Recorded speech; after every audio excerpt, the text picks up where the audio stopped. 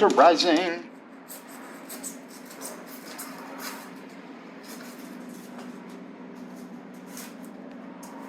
Oh, that is pretty. Other way. Beautiful. We're gonna stay so warm in here. Huh? We're gonna stay so warm. Uh-huh. Look at this. It's like we're living in a spaceship.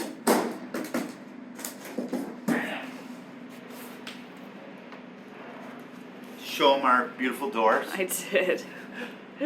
And other stuff. Awesome, cool cutouts there. Yeah. Hey. It's gonna work. It's gonna work. Oh, it's gonna help. Yeah. I don't know about work, but... I think it'll help heat things up in here. Then we can finally build out the furniture. And then this is no longer a tripping hazard down here. After 8 years of the nomadic life, involving crossing oceans in a 34-foot Sabre, refitting an aluminum boat, and then taking that to the Arctic Circle, we're back at it again with a brand new build. This is Matt, and I'm Jessica. Make sure to hit the subscribe button and join us every week as we start our newest project of building a 42-foot catamaran from the ground up. We would like to thank Babbel, one of the world's top language learning apps, for sponsoring this portion of the video. Although there are many languages I hope to learn in my lifetime, we learned from our previous travels that knowing Spanish can be incredibly helpful for us, and even though I did take 3 years of it in high school, I definitely need some brushing up. Because not only would it be a wonderful experience to be able to properly communicate with the locals in a lot of these countries we're visiting, being able to read signs for directions in grocery stores pretty much any time that we're immersed in these cultures is also going to be a big benefit for us. Thankfully, Babbel makes that easy for us because they have been scientifically proven to help you start learning a new language in just 3 weeks. Mucho gusto. Mucho gusto. Hasta pronto. Hasta pronto.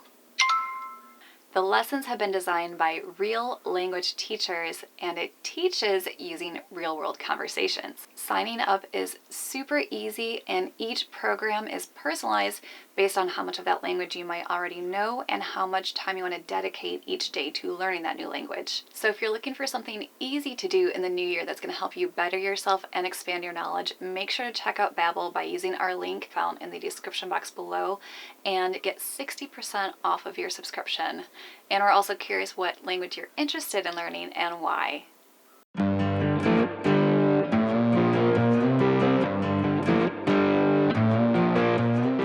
Even though I have yet to fare out an area that is ready for primer, as far as I know, most of them are probably just fine. I've decided that I'm happier tackling new spots of bare fiberglass first, and getting them to a stage deemed good enough to look at from afar. And although I had been planning to save our forward berth for later in the winter, when I could very easily close that section off to heat it, with mine and Matt's merry-go-round with spaces on the boat based on where we can stay out of each other's way, I decided to tackle the raw spaces in here while he worked in the galley. Once everything had been sanded, it got a wipe down before I went at it with our 3M Platinum Body Filler, since we still had a few gallons left over from summer.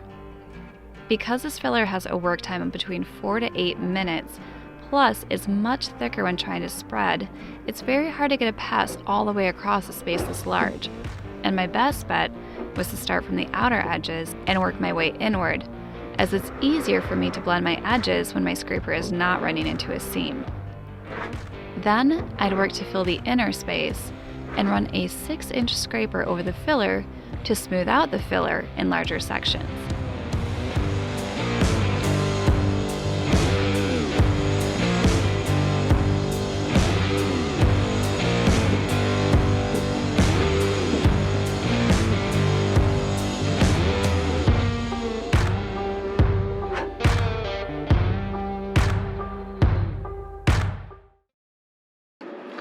Today I am working on this back area here. We have not adhered it yet. This is kind of going to be the backsplash where the sink is going to ride or sit. We are also going to have a pocket door so we can shut off this aft cabin here. And that is going to go right in that slot there. You can kind of see it right up there. The track is going to be suspended from this piece. It's going to be an L-shaped setup. So I need to not only get this mounted in place, but also to make a back for this. The actual backsplash is going to be here. This is just a wall to separate the head from that area. And the way that we're doing it is we're going to lower it down probably 2 inches from where it's sitting currently, being able to actually utilize that space without it being too inconvenient, and the ergonomics will be a little bit better. I'm going to cut this piece here down a little bit lower, and then pull this off, clean up the gel coat there, remove all that so I can glass this properly into that top area, and hopefully I have enough heat that I'm able to do that from both sides. Otherwise it's going to be a segmented job. Get that done, and then I can start mounting the tracks and getting those set up for the doors. And that's actually going to help us out with trying to heat this area too. If we have those doors in place, it allows me to shut that section off. Same thing over on the owner's side. It will allow us to shut off that hull completely and heat that a little bit easier. So that's part of the reason why we're going for that. And then the next step is going to be starting to build out the bridge deck finally.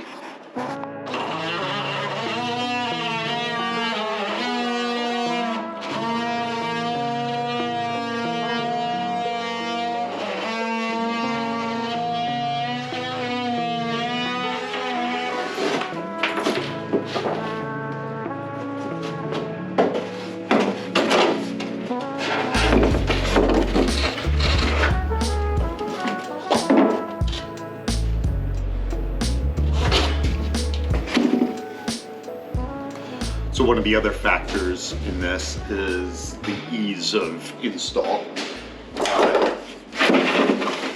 But there's a change here. There's a little chine or an edge. Probably can see it a little better over here with the shadowing. It's right where that laser is hitting. If I were to go below that, basically I would have to glass and try to make that angle again just right. If I go above it, I don't need to. I think this is about as low as I can get it before I'm going to get into that transition there. The majority of the strength for this is going to come from the underside, but not really a structural piece. It's just going to have some dishes sitting up here and stuff, and I just want to make sure it doesn't crack. That's the big thing with it. In case there's any flexing at all in any of the structure at all, I don't want it to crack along the edge there and then have to come back later and go through that whole process of fixing it. So this should be the easiest way.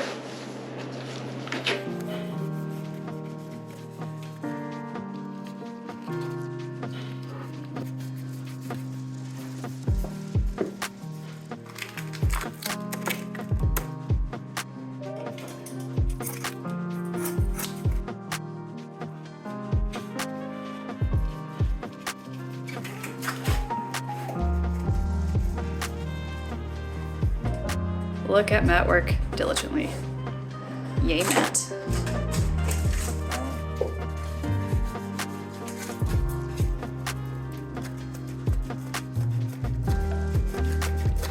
I think the last piece is going on. There's peel flying out. Yeah. Now once Matt's done, I can go work. And that's fine. All right, now that Matt has finished his work on the upper shelf here on the outboard side of the galley, it means that he doesn't necessarily need these lights, and I won't be getting in his way because I would like to set up my workstation here. If you remember this area from our tour a few weeks ago, I was waiting to put fairing compound on here because Matt still needed to bond in this section here. And if we actually move forward into the V-berth a second, you can see that there's a little chine on the walls.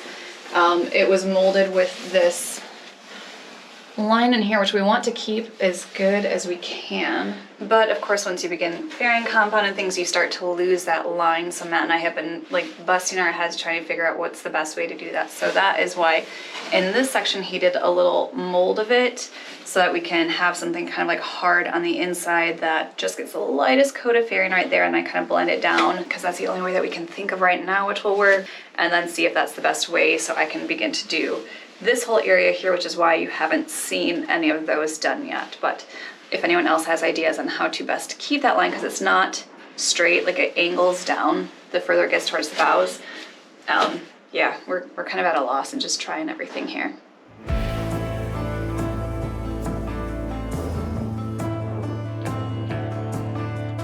Nobody needs to know.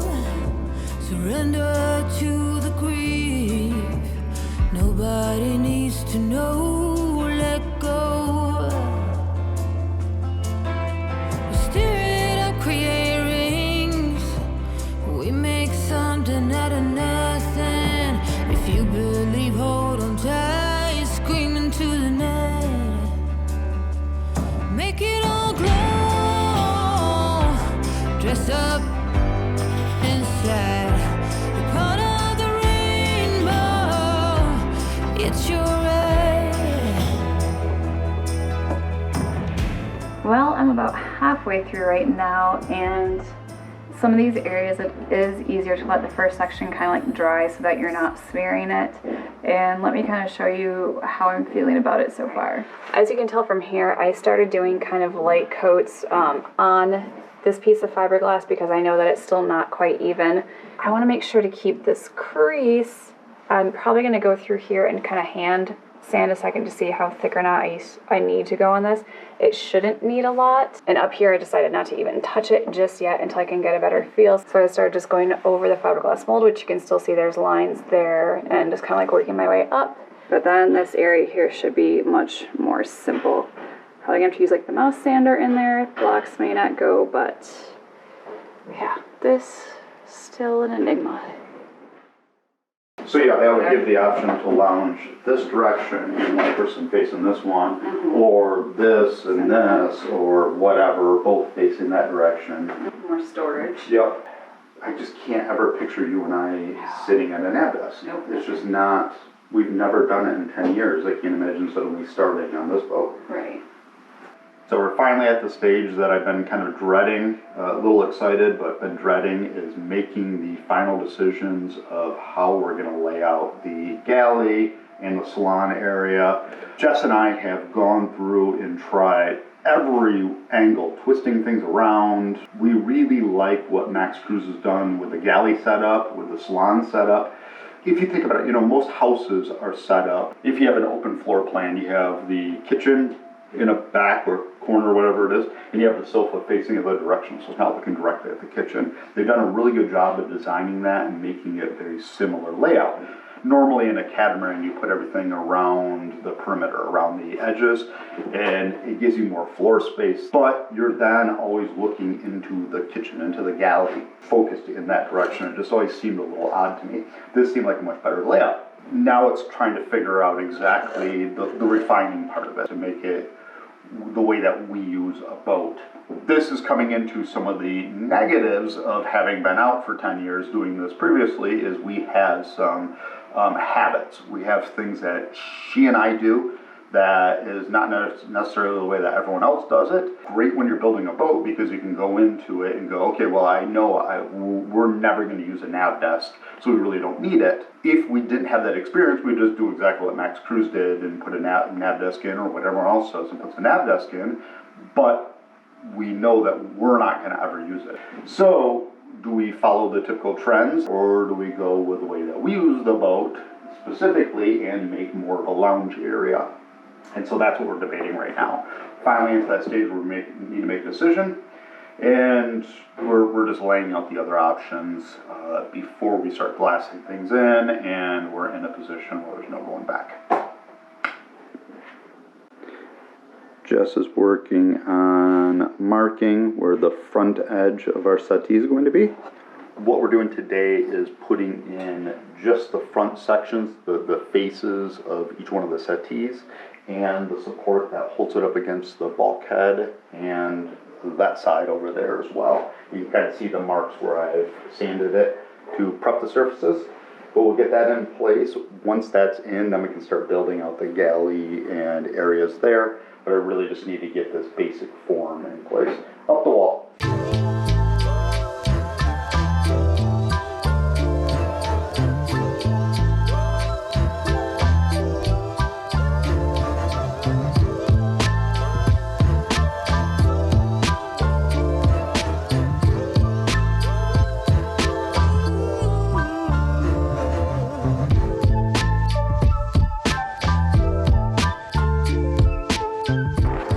Tear it down. Yeah, we had a beautiful time lapse going from the side. Guess who didn't push the record button? This girl. Alright, so Matt just went through with the carpenter square. Everything is perpendicular, nice right angles on all of it. Shockingly, it kind of fell into place. It is plumb Vertically. And I have not done anything for the horizontal surface because, quite frankly, once this is glassed in, then I'll go in. When we're putting the top pieces on, I can shim it or trim it down as needed. That was way too easy. That was way too easy. Especially for us. Yeah, so I'm waiting for something to screw up. Yep. And that screw up will probably be me not paying attention to where I'm going and like knocking into it. So, just gonna tread lightly. I'm trying to tell Matt to give me the rest of the day off. And I'll just go edit while he keeps everything in place. I have important work to do. So we found out we were 1 millimeter off on the space here to the aft Now edge. we're at 2 millimeters. 2 millimeters, so now. Which isn't a huge issue, it's just I know where it is. As I mentioned before, it was the way we stored these boards, these pieces, when we first got them in. I didn't realize that they would hold a bend in them if they get warped at all, and obviously they do now. So once Bert was here and he made that nice stand for us, we haven't had any more issues. But the boards that were warped are still warped. And this is a prime example of it. So right now we're trying to force it into position, force it into shape, and it's doing that with this beam here along the top, but down further it's not. So we've got to remember too that we're going to have that stage, that built up area, which is going to be 7 inches up this edge here. After we placed a few cleats at the bottom, we were able to move the board back into its proper place. And once that was done, Matt was able to mix up our Total Boat thickened polyester resin to begin placing coves, or fillets, to bond these to the floor of our bridge deck into each other. With the temporary insulation in all of our openings, we were able to keep the temperature in the bridge deck around 65 degrees, which was warm enough to let everything fully cure, but still low enough that Matt had a long work time with our resins. As he worked on the coves, I went below deck to cut all of the fiberglass needed, which would be 2 strips of our 12-ounce double bias at each seam, one 8 inches wide and the other 6 inches wide. I set aside the finished pieces of fiberglass for Matt and went back to our liveaboard boat to edit while Matt glassed in all of these sections. But he did not remember to get a camera going until he was elbow deep in resin. Oops! Guess you'll have to stay tuned next week to see how the progress is coming along.